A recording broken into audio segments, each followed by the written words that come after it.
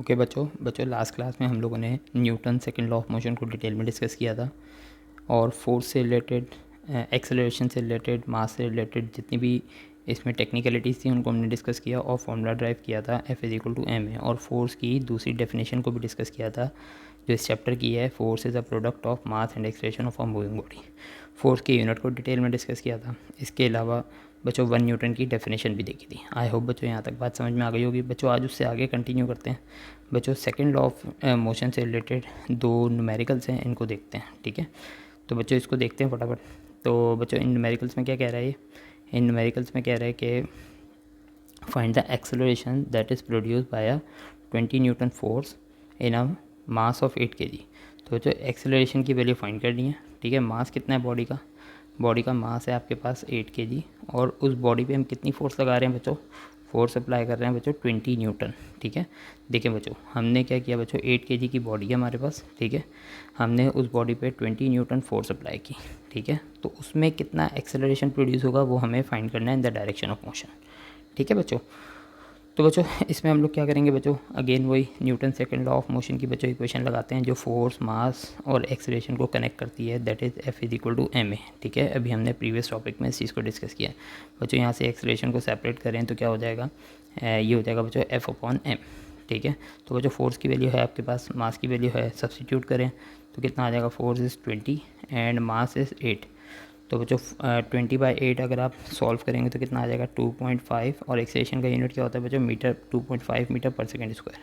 मतलब ये कि बच्चों अगर इस 8 kg की बॉडी पे हम 20 न्यूटन फोर्स अप्लाई करेंगे ना तो उसकी वेलोसिटी में हर सेकंड में कितना चेंज आएगा, 2.5 मीटर पर सेकंड का। ठीक है, मतलब 1 सेकंड बाद इसकी वेलोसिटी कितनी हो जाएगी 2.5, 2 सेकंड बाद कितनी हो जाएगी 5, 3 सेकंड बाद कितनी हो जाएगी 7.5। ठीक है, तो एक्सेलरेशन का ये मतलब है अगर फोर्स इस पर परमानेंट कंटिन्यूसली एक्ट हो रही है। ठीक है बच्चों, तो ये इसका आंसर फर्स्ट न्यूमेरिकल का आंसर है। ठीक है बच्चों, सेकंड न्यूमेरिकल देखते हैं। सेकंड में क्या कह रहा है बच्चों, कह रहा है a force acting on a body of mass 5 kg produces an acceleration of 10 metre per second square. ठीक है बच्चों, कह रहा है एक बॉडी है, ठीक है, जिसका मास कितना है बच्चों 5 kg। ठीक है, और बच्चों इसमें हमने फोर्स अप्लाई की, वो हमें नहीं पता बच्चों कितनी फोर्स अप्लाई की है, लेकिन इस फोर्स की वजह से इस बॉडी में कितना एक्सेलरेशन प्रोड्यूस हुआ है बच्चों, वो एक्सेलरेशन प्रोड्यूस हुआ है 10 मीटर पर सेकंड स्क्वायर का। ठीक है, 10 मीटर पर सेकंड स्क्वायर।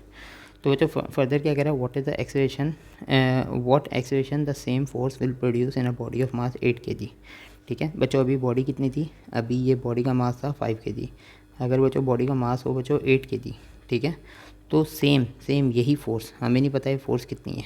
ठीक है, तो हमें नहीं पता बच्चों ये फोर्स कितनी है, सेम यही फोर्स कितना एक्सेलरेशन प्रोड्यूस करेगी वो हमें फाइंड करनी है। ठीक है, तो बच्चों पहले ये तो पता करें ये फोर्स कितनी है। फर्स्ट केस में आपने क्या फाइंड करना है बच्चों, फोर्स। ठीक है, सेकंड केस में जब आपके पास फोर्स आ जाएगी, क्योंकि दोनों बॉडीज़ पे लगने वाली फोर्स सेम होगी। ठीक है, तो जब फोर्स आ जाएगी तो बच्चों अगेन फॉर्मूला लगा के आप एक्सेलरेशन फाइंड करोगे। तो बच्चों पहले हम लोग फर्स्ट केस को डील करेंगे। ठीक है, तो बच्चों फर्स्ट केस को हम लोग सॉल्व करते हैं F=ma। ठीक है, तो बच्चों F क्या है बच्चों, ये रहा। M कितना है बच्चों फर्स्ट केस में 5 kg मल्टीप्लाई बाय एक्सेलरेशन कितना है बच्चों 10। तो बच्चों फोर्स कितनी अप्लाई हो रही है इस बॉडी पे, वो हो रही है बच्चों 50 न्यूटन। ठीक है, तो बच्चों इसने कहा है ना कि बच्चों what acceleration the same force, तो इसका मतलब बच्चों जितनी फोर्स ये थी उतनी ही फोर्स 8 kg की बॉडी पे भी लगेगी। तो बच्चों 8 kg पे भी कितनी फोर्स लगेगी 50 न्यूटन। तो बच्चों अब एक्सेलरेशन, अब सेकंड केस को सॉल्व करेंगे तो अगेन फॉर्मूला लगाते हैं बच्चों F=ma। ठीक है, एक्सेलरेशन फाइंड करना है सेकंड केस में F/m। ठीक है, अच्छा बच्चों F कितना है बच्चों आपके पास 50, मास कितना है 8। तो बच्चों आप जब सॉल्व करोगे इसे, सॉरी फोर्स नहीं एक्सेलरेशन, ठीक है, तो बच्चों जब आप इसे सॉल्व करोगे तो ये कितना हो जाएगा, acceleration will be equal to 50 divided by 8 करोगे तो बच्चों आपके पास आ जाएगा 6.25 मीटर पर सेकंड स्क्वायर। तो बच्चों ये हमारे पास सेकंड एक्सेलरेशन का सॉल्यूशन था। आप लोगों ने देखा बच्चों कि हम लोग मतलब Newton second law of motion का जो फॉर्मूला है जो बहुत इंपॉर्टेंट है, ठीक है, F=ma, हमने इसको 2 प्रॉब्लम्स में किस तरह से अप्लाई किया।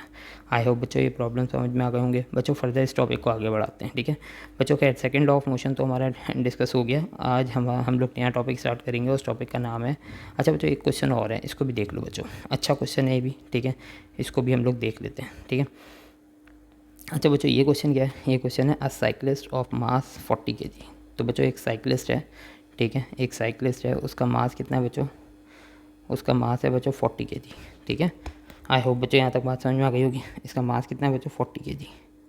उसके बाद कह रहा है exerts a force of 200 newton to move his bicycle. तो बच्चों कितनी फोर्स अप्लाई कर रहा है, ठीक है, फोर्स अप्लाई कर रहा है बच्चों ये 200 न्यूटन, ठीक है, 200 न्यूटन, ताकि बाइसिकल आगे की तरफ मूव करे, ठीक है। तो बच्चों बाइसिकल में एक्सीलरेशन कितना प्रोड्यूस हो रहा है, वो हो रहा है बच्चों 3 मीटर पर सेकंड स्क्वायर। तो बच्चों एक्सीलरेशन कितना आ रहा है 3 मीटर पर सेकंड स्क्वायर।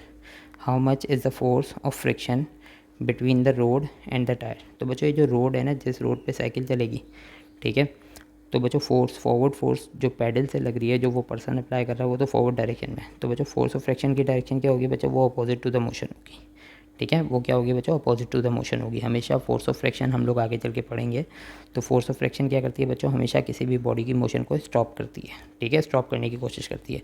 तो बच्चों फोर्स ऑफ फ्रिक्शन किस डायरेक्शन में होगी, अपोजिट टू द मोशन, जिस डायरेक्शन में बॉडी मूव करेगी उसके अपोजिट होगी।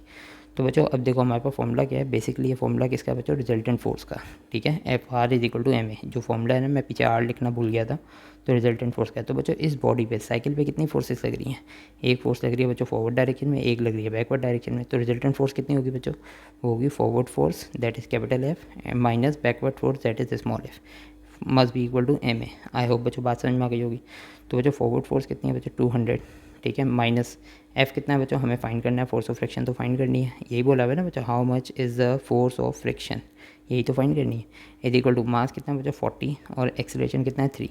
तो उसके बाद क्या हो जाएगा बच्चों 200 minus F is equal to 120 और minus F is equal to 120, ये इधर शिफ्ट करेंगे तो क्या हो जाएगा बच्चों माइनस 200, ठीक है, और minus F is equal to कितना हो जाएगा बच्चों माइनस 80, ठीक है, और बच्चों माइनस से कैंसिल करो माइनस, तो इस force of friction which is opposite to the motion वो कितनी हो गई बच्चों 80, और यूनिट क्या होगा न्यूटन। फोर्स कोई भी हो, फोर्स ऑफ फ्रिक्शन हो, फॉरवर्ड फोर्स हो, बैकवर्ड फोर्स हो, फोर्स ऑफ ग्रेविटी हो, सबका यूनिट न्यूटन ही होता है, ठीक है।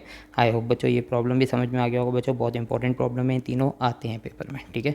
अच्छा बच्चों आज हम लोग नया टॉपिक शुरू करेंगे, ठीक है, जो क्या है हमारे पास, जो है मास एंड वेट, ठीक है। तो बच्चों मास एंड वेट ये बिल्कुल न्यू टॉपिक है, इसको देखते हैं। बच्चों मास क्या चीज़ है बच्चों, मास होता है बच्चों आपके पास किसी भी बॉडी के अंदर जो अमाउंट ऑफ मैटर होता है ना, दैट इज़ कॉल्ड मास, ठीक है। Mass is the amount of matter in a body, ठीक है। अमाउंट ऑफ मैटर जितना भी होगा ना किसी बॉडी के अंदर, उसको मास कहते हैं। फ़र्ज़ करो दो बॉडीज़ हैं, एक बॉडी जो है सिर्फ 6 पार्टिकल से बनी हुई है और एक बॉडी मैनी पार्टिकल से मिलके बनी है, ठीक है। दोनों का साइज़ सेम है, लेकिन जिस बॉडी के अंदर ज़्यादा मैटर है उसका मास ज़्यादा है। क्लियर हो गई बच्चों। तो mass is just a amount of matter in a body, ठीक है। तो किसी भी बॉडी के अंदर अमाउंट ऑफ, बच्चों देखो अगर आप फ़र्ज़ करो एक फॉर्म का पीस लेते हो, ठीक है, और एक मेटल पीस लेते हो, दोनों का साइज़ सेम है, वॉल्यूम सेम है, दिखने में एक जैसे, मतलब दिखने में एक जैसे नहीं, साइज़ और वॉल्यूम दोनों का सेम है, ठीक है। तो आप देखो बच्चों फॉर्म का पीस बहुत लाइट होता है, ठीक है, लेकिन मैटर जो मेटल होते हैं, ठीक है, मेटल होते हैं जैसे आयरन गोल्ड, उनका इतना ही बड़ा पीस बहुत हैवी होता है। तो इसका मतलब क्या है बच्चों कि उतने ही पीस में मेटल के अंदर ज़्यादा नंबर ऑफ़ पार्टिकल हैं। हो सकता है मेटल के अंदर कितने पार्टिकल हो 1 लाख पार्टिकल, और फॉर्म के पीस में कितने हो 1000 पार्टिकल, ठीक है। साइज़ तो सेम है, वॉल्यूम भी सेम है, बट मास डिफरेंट है। तो इसका मतलब अमाउंट ऑफ मैटर किस में ज़्यादा है, जो ज़्यादा दिखने में हमें हैवी लग रहा है, ठीक है। तो बच्चों मास क्या चीज़ है, mass is the amount of matter in a body. तो बच्चों मास का एसआई यूनिट क्या है बच्चों, मास का एसआई यूनिट होता है केजी, ठीक है। ये हम लोग शुरू में फर्स्ट चैप्टर में पढ़ चुके हैं। तो SI unit of mass is kg. और इसके अलावा बच्चों mass is a scalar quantity. Mass को अंडरस्टैंड करने के लिए किसी डायरेक्शन की ज़रूरत नहीं है, ठीक है। अगर हमने कह दिया बच्चों एक बॉडी है उसका मास 50 kg है, तो ठीक है, हमें बात समझ में आ गई, डायरेक्शन की ज़रूरत ही नहीं है। 50 क्या है न्यूमेरिकल मैग्नीट्यूड, और केजी क्या है यूनिट, सुटेबल यूनिट, ठीक है। तो ऐसी क्वांटिटीज़ जिनको अंडरस्टैंड करने के लिए सिर्फ न्यूमेरिकल मैग्नीट्यूड और यूनिट की ज़रूरत होती है, डायरेक्शन की ज़रूरत नहीं होती, वो स्केलर कहलाती है। तो मास इज़ अ स्केलर क्वांटिटी, ठीक है। अच्छा बच्चों मास इज़ कांस्टेंट क्वांटिटी, ठीक है, it is never change location to location. ये बच्चों बड़ी इंपॉर्टेंट पॉइंट है बच्चों। ये इस बॉडी का मास अगर 2 kg है ना, तो आप इसको यूनिवर्स में कहीं भी ले जाओ, ठीक है, यूनिवर्स में आप कहीं भी ले जाओ, इसका मास चेंज नहीं होगा, ठीक है। जबकि वेट चेंज होता है, जो हम लोग आगे चल के डिस्कस करेंगे, ठीक है। इसको आप यूनिवर्स में कहीं भी ले जाओ, इसका मास चेंज नहीं होगा, ठीक है। इसको आप मून पे ले जाओ, इसको आप मार्स पे ले जाओ, इसको आप प्लूटो पे ले जाओ, किसी भी प्लैनेट पे ले जाओ, यूनिवर्स में कहीं भी ले जाओ, मास चेंज नहीं होता, ठीक है। या दुनिया के किसी भी कोने में ले जाओ, इसको अंटार्कटिक ओशन पे ले जाओ, या साउथ पोल नॉर्थ पोल पे ले जाओ, इसका मास अगर 2 kg है तो 2 kg ही रहेगा। तो इसलिए मास कभी चेंज नहीं होता, ठीक है। अच्छा बच्चों नेक्स्ट क्या है, मास इज़ अ फिक्स क्वांटिटी, ठीक है, मास कभी चेंज नहीं होता, ठीक है। तो बच्चों मास जो है वो फिक्स क्वांटिटी है, वही वाली बात ना बच्चों, कांस्टेंट क्वांटिटी या फिक्स क्वांटिटी, मास कभी चेंज नहीं होता, ठीक है। आई होप बच्चों यहाँ तक मास की सारी डिस्क्रिप्शन आप लोगों को समझ में आ गई होगी, ठीक है। नेक्स्ट क्लास में इंशाल्लाह हम वेट को आगे डिस्कस करेंगे और इन दोनों में डिफरेंसेस भी देखेंगे, ठीक है बच्चों। Thank you.